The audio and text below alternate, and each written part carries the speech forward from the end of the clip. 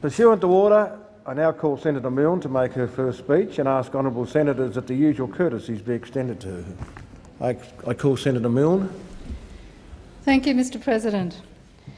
It's a great honour and privilege to take my place in the federal parliament as an Australian Greens senator, standing up for the place I love, my home, Tasmania, standing up for its wild forests, its undeveloped coastlines, its endemic species of plants and animals, and its people. 17 years ago, I joined the farmers of Wesley Vale, who, for the first time in Australian history, took to the streets on their tractors, ablaze with the slogan, "Save our soil, sea and sand, protect the land." It was a courageous stand about a people's right to exercise some control over their destiny. It was a stand for country against a huge kraft chlorine pulp mill which would have polluted some of the best agricultural land in the country, carved it up in railway corridors and destroyed a rural community's way of life. Wesley Vale is my place. It is my country. It is framed by the Dial Range to the west, Mount Roland and Cradle Mountain to the south, Naranjaku National Park to the east, and Bass Strait and beyond to the north. It is where I was brought up in the 50s and 60s on a small family dairy farm.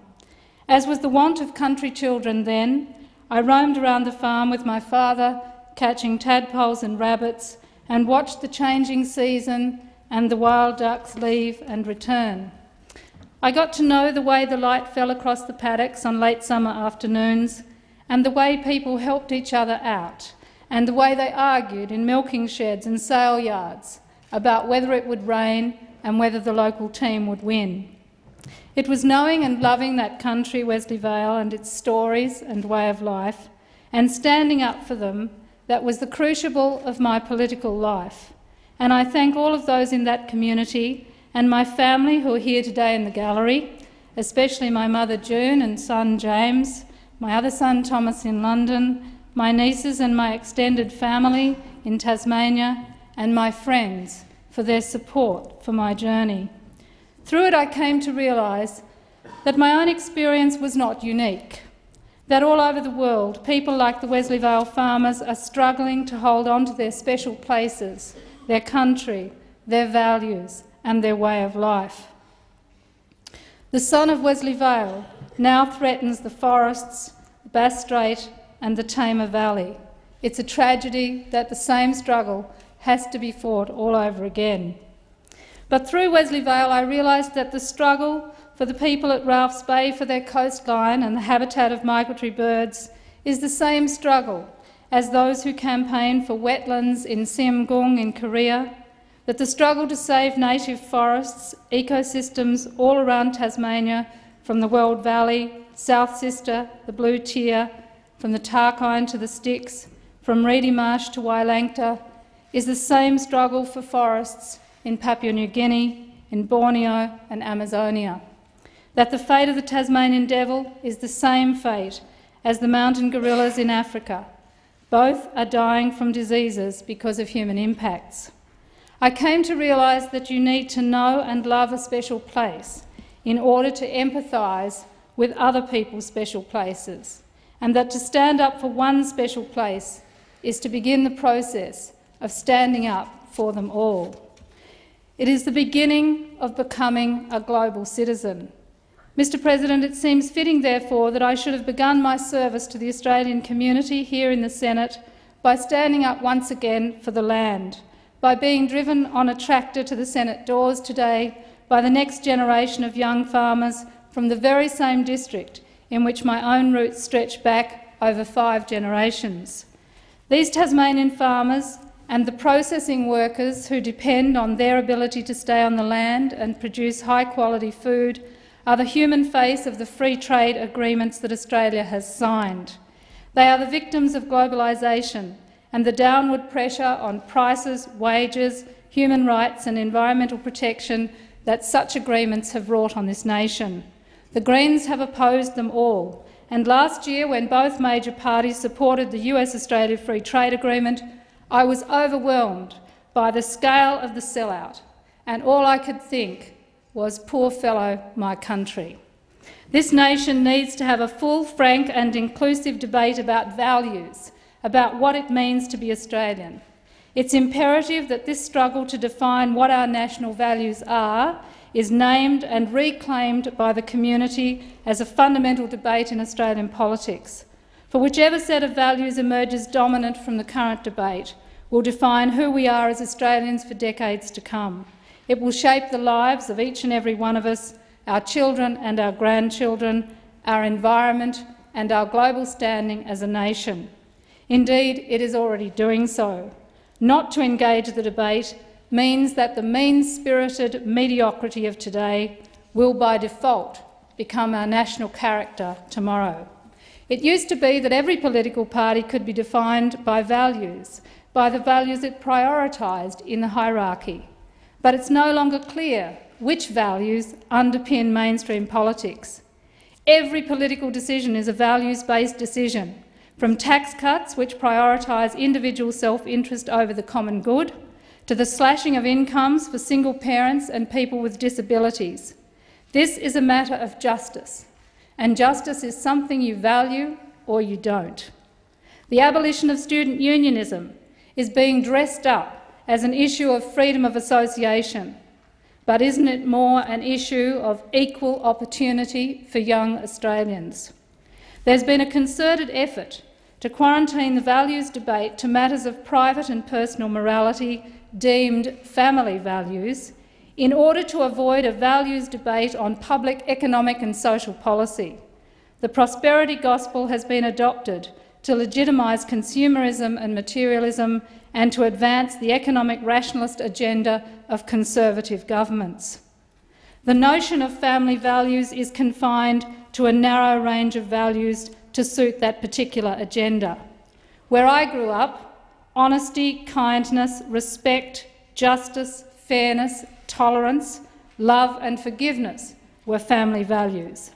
Discrimination against and vilification of minorities, lying, misrepresentation and meanness of spirit were not family values. This quarantining of the values debate in such a narrow way is designed to do two things, Mr. President. First, to send a signal to the electorate that the government has a strong values base, and secondly, to declare that all other issues are value-free, so that it seems possible to have strong values and at the same time trample the very values of honesty, equality, freedom of speech, compassion, tolerance, a fair go, which Australians hold dear and which are at the heart of all the world's great religions and humanist philosophies. We have to ask ourselves, how can we collectively save the world's climate when the world's superpower, the United States of America, and our own country falls back on the principle of national sovereignty to justify refusing to take any action to reduce greenhouse gas emissions that will require a change of lifestyle or a commitment to fixed targets? This government condemned the Kyoto Protocol for its modest targets, yet it has entered into an arrangement that has no targets at all and which relies on unproven technology and so condemns our children and our economy to massive disruption in years to come if their gamble fails. How can we as a global community uphold human rights if we don't do so in Australia? As long as our Indigenous people suffer high rates of infant mortality, low life expectancy and poor health, as long as we lie about children overboard, as long as we detain asylum seekers and put innocent people behind razor wire, as long as we ignore the Geneva Conventions, tolerate torture at Abu Ghraib prison and Guantanamo Bay, we have no moral authority on human rights.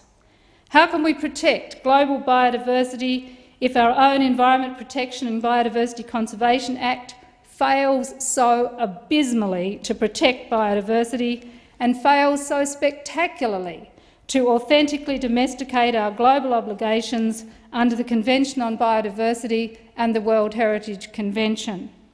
How can we protect our borders and our ecosystems from alien invasive species and disease and promise farmers around the world biosecurity, including those vegetable, apple and pear and salmon farmers from Tasmania, when the provisions of free trade agreements prioritise trade over biosecurity and ecological integrity? How can we strive for world peace and at the same time join a coalition of the willing to invade Iraq on a false premise? How can we say this very week, Hiroshima never again, and wag our finger at Iraq and Iran, whilst at the same time negotiating a nuclear cooperation agreement with China to increase our export of uranium? How can we accuse other nations of corrupt behaviour and label them failed states and insist on governance reform when we in this country engage in a politics in which no one responsible admits responsibility, no one genuinely apologises, no one resigns, and everyone is blamed? There are those who would argue that we can do all of these things and invoke Australian nationalism and co-opt all our national symbols, including the Anzac spirit and the flag, to justify them. They say they're standing up for Australia and the Australian way of life, but it is they who are selling out the country. It is they who are suffocating the spirit of Australia. Australians don't feel good about themselves when the government acts as if our bank balance and consumption patterns can and should be secured at the expense of other people and other species. The community understands the global boomerang effect of fear and oppression, of driving down working conditions, environmental standards and ignoring human rights. They're worried about what happens in China today because they know that it will happen in Australia tomorrow. They know the consequences of the war in Iraq and our involvement in that war will rebound on us. But equally, the spirit of the nation does rally when the government acts in a way that makes it proud. The recent reaction to Japan's attempt to reintroduce commercial whaling is a case in point. What gives me hope is the increasingly loud and urgent cry from the heart of Australians everywhere for a return to what we know in our heart of hearts is country, a return to the spirit of the land, and expansive values of goodness, honesty, justice, fairness, equality, freedom, ecological stewardship that are for Australians inherent in the concept of country. And the second thing that gives me hope is that democracies are self-correcting and the campaign to rescue the Senate is well underway. This concept of country that I'm talking about is a precious insight we've learned from our Indigenous people. It incorporates the land and their stories. It is not jingoistic. In talking about country, I take this opportunity to acknowledge that we are gathered in Ngunnawal country and pay tribute to the traditional owners. Just as we must as a nation progress reconciliation with Indigenous people, we must also progress our own reconciliation with country, our own sense of place and identity. The Tasmanian experience can assist in that process. Change comes from the periphery, not from the centre. From Tasmania has come a new way of seeing the world, a new way of identifying country. Green politics globally began in my home state with the establishment of the United Tasmania Group in 1972 as a response to the drowning of Lake Pedder. At the outset, it was a politics of values, a new ethic. It recognised that at the same time we're citizens of local communities, nation-states and one world in which the local and the global are interconnected. It's a politics dedicated to bringing forth a sustainable society based on a respect for nature, universal human rights, economic justice, and a culture of peace and participatory democracy. These values underpin the Greens' vision of reconciliation between humans and the natural world. W.B. Yeats once said, "In dreams begin responsibility." And in the formation of a political party to achieve that dream of reconciliation was an acknowledgement that the founders of the UTG were prepared to take responsibility for the earth and future generations. And I honour the memory of Dr. Richard Jones and all the founding members of the UTG and all those people who have supported the Green Vision in the intervening years and have made it possible 33 years later for my colleagues, Senators Brown, Nettle and Seward, to join me in this place of Parliament as the Green representative and join others in dozens of parliaments around the world. We're the only political party at the beginning of this century that is global in its reach, global in its thinking, and global and local in its action. And such a global perspective is critical for decision-makers in every parliament of the world. In the absence of a democratically elected global decision-making forum, each national parliament is charged with coming to terms with a world community interconnected by ecosystems, but struggling to resolve the contradictions and seemingly intractable problems thrown up by a combination of a global population of 6 billion, global warming, the unprecedented movement of people and goods around the world, and the increasing scarcity of environmental resources like fresh water and uncontaminated soil. The need for global democracy, cooperation and multilateralism has never been greater. How 2.5 billion people in India and China exercise their right to develop will be the key to whether or not global ecosystems can continue to sustain us all. And that is why the Green Charter, based on the Earth Charter, is so important, because it provides us with a framework in which to think. Whilst it doesn't promise right or wrong answers, it allows the questions to be asked in such a way as to elicit an ethical answer. But ethical answers can only be found by inclusive, vigorous public debate, and not by silencing dissent. It can only be found when academics feel free to speak out, where public servants are free to speak out without the threat of losing their jobs, and where the community can speak out without the fear of being sued. The notion of cooperative and inclusive politics doesn't sit easily in the Westminster system, but the arrogance of absolute majorities, one ideology and simplistic solutions does not sit easily with the complex thinking required to address our common future. This is the philosophy I brought to the Tasmanian Parliament when I was there for 9.5 years, and 6 of those as leader of the Greens.